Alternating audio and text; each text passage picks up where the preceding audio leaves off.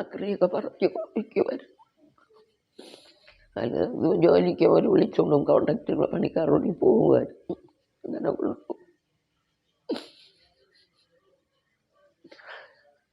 ജോലിയില്ലാത്ത ആക്രി പെറുക്കാൻ പോകും.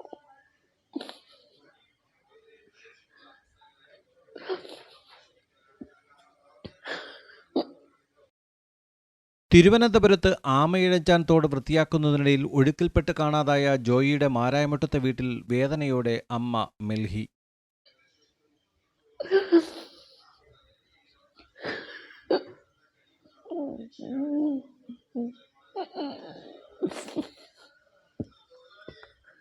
ജീവിതം തള്ളി നീക്കാനായി ജോയി കണ്ടെത്തിയതാകട്ടെ ആക്രി പെറുക്കൽ.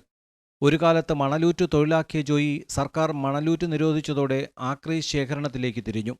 ചാക്കുമായി ഓടയിലും പറമ്പുകളിലും ആളുകൾ വലിച്ചെറിയുന്ന പ്ലാസ്റ്റിക്കും ചില്ലുമായി നടക്കുന്ന ജോയി നാട്ടുകാരുടെ പതിവ് കാഴ്ചയാണ്. മാലിന്യം നീക്കം ചെയ്യാൻ കരാർ തൊഴിലാളിയായിട്ടാണ് തമ്പാനൂരിൽ ഇന്ന് രാവിലെ ജോയി എത്തുന്നത്. 10 മണിയോടെയാണ് വീട്ടിൽ ജോയിയെ കാണാനില്ലെന്നുള്ള വാർത്ത വരുന്നത്. വരും, ദിവസം വരും. ഇന്ന് 6 മണിക്ക് പോയത്. ആക്രിയൊക്കെ പറിച്ച് കൊണ്ടിരിക്കുമായിരുന്നു. അത് ജോലിക്ക് അവർ വിളിച്ചോണ്ടും കോൺട്രാക്റ്റുള്ള പണിക്കാരോട് പോകുമായിരുന്നു. അങ്ങനെ